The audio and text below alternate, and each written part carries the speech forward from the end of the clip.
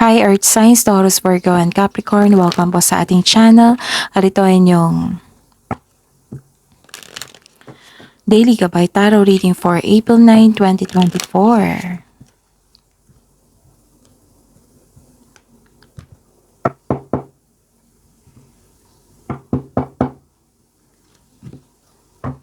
Please be reminded that this is general reading po, so maaari kayo magka-relate o hindi. Just take what resonates. Gamitin ang reading na ito bilang gabay lamang. Balik po kayo dito bukas para sa ating Daily Gabay Tarot Reading. Please like, subscribe, and click bell button for notification para updated po kayo sa Daily Tarot Reading natin. Maraming salamat po. Para po sa gusto magpa-reading, maaari niyo pong makuhang link na sa description box po ito. Message niyo lang po ako sa Messenger. Maraming salamat po.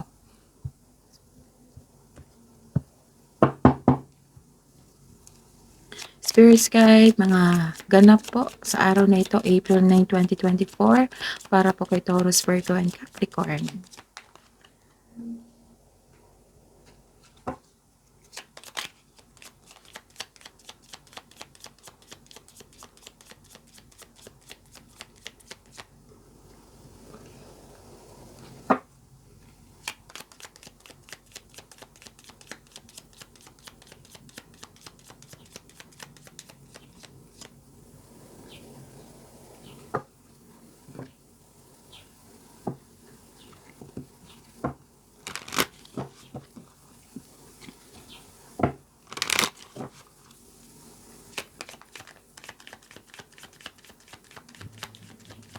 Spirits guides, mga mensahe po para kay Taurus, Virgo, and Capricorn ngayong April 9, 2024. Okay. Oops, ang dami. Okay. Taurus, Virgo, and Capricorn, may nakita ko dito na makatanggap kayo ng blessings, clarity, ideas, thoughts, nagre-research kayo sa World Wide Web, may nakita kong kayong clarity or kaalaman. Pwede din na humihingi kayo ng guidance, na-vision nyo yung goal nyo sa buhay. So, claim this message po na nagkaroon kayo ng blessings and clarity and hope and healing. And may nakita ko dito na sa mga may expectation dito na darating yung pera or cheque, darating na po ito sa araw na ito. And may natanggap kayong news dito and information po. Message. Tapos may nakita ko dito na may travel. It might be this is long distance po. Pwedeng bakasyon, uuwi kayo. Or new journey sa buhay. Oo, mag-abroad. Pwede. Distant land po nakikita ko dito eh. Pwedeng bakasyon, adventure, or new journey sa buhay. This is movement po. And, ang mensahe po na para sa inyo dito na think big for your future. Tapos, learn from those who inspire you. Spirits guide. Spirits guys, ano po ang energy ni Taurus, Virgo, and Capricorn ngayong April 9, 2024.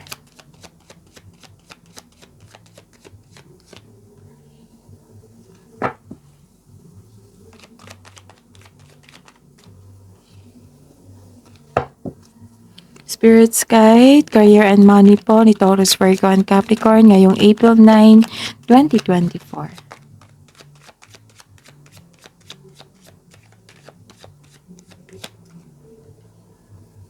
Clarification po sa card na ito. Oops.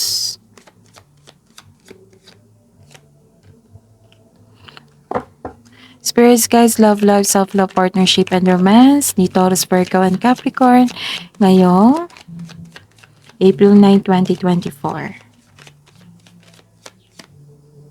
Love life, self-love, partnership, and romance.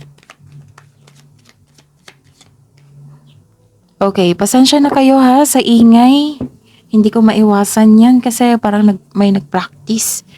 So, lakasan ko lang yung boses ko. By the way, Taurus, Virgo, and Capricorn, open na po yung booking, open na po yung schedule natin for booking para sa gusto magpa-personal reading. Check nyo yung video nyo ngayon.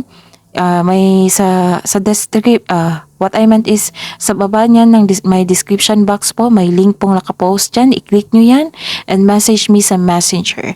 Okay, for booking and for inquiry. Maraming salamat po. Nagkaroon ng creativity dito. Busy kayo. Marami kasi kayong ideas eh. Marami kayong gustong gawin. Nakikita ko dito marami kayong gustong gawin. And nakikita ko dito na you are inspired in action. Nagkaroon ng self-confidence, nagkaroon ng granted yung manifestation. Wow! Your manifest is granted. So may parating na blessings. This is to remind you that this coming opportunity will be used for clear intention only. So wag gamitin ang opportunity na ito sa pananlamang sa iba. You are a very talented person. Lahat gagawin para makuhang gusto. And you are divinely guided po. Nakikita ko dito. You can make your imagination real.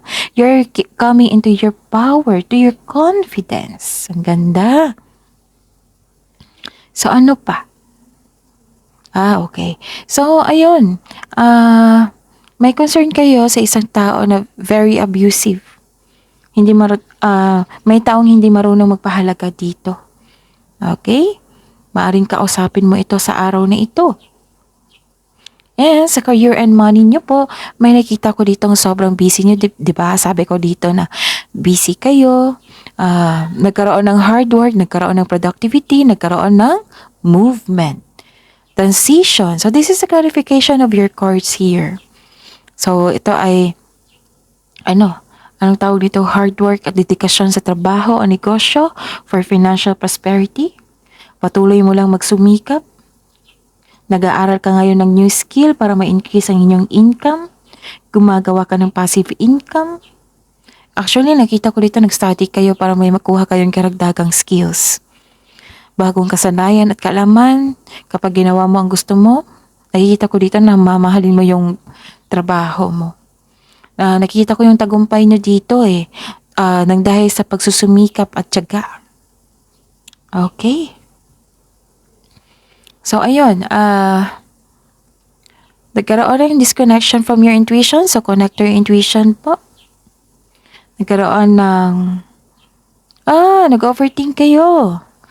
Some of you nag-overthink at nag-overanalyze the situation. So, do not rely sa guidance sa opinion ng iba. Magtiwala sa inyong sarili, ha? Tapos sa love life, self-love, partnership, and romance. Okay. May nakita ko dito na ang taong nanloko sa inyo, nagbabago na-enlighten na, siguro guilty. Maaring mahingi ito ng sorry sa inyo. Yes. May repeating number ba dito? I think wala. So check natin bukas ha, baka meron na. Okay. Para sa mga single, hindi pa kayo handa pumasok sa isang relasyon dito. Kasi na-trauma pa kayo sa past love nyo. Nahirapan kayo magtiwala sa inyong sarili at sa kapwa nyo. Para sa mga okay. So, the advice is, this card tells you na mag-move on kayo, let go sa inyong worries at patawarin inyong sarili. Para sa mga may relasyon, isa sa inyo hindi maka-move on, naging toxic ang relationship, nauubusan ka ng pag-asa, siguro may nasabing hindi maganda ang kapareha mo na nagdulot ng trauma sa inyo, kailangan nyo mag-usap ng may nahon, open up yourself, na magkaroon ng, i-address nyo yung hurt feelings nyo at bigyan ng solusyon po. So give up your worries, focus on mind healing instead of suffering.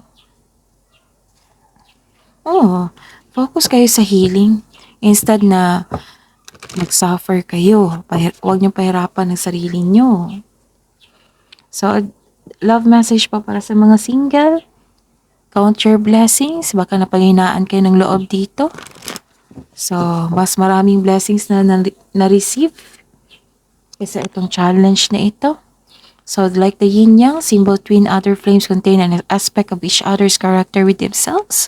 This is love message para sa mga may relasyon sa buhay mag-asawa.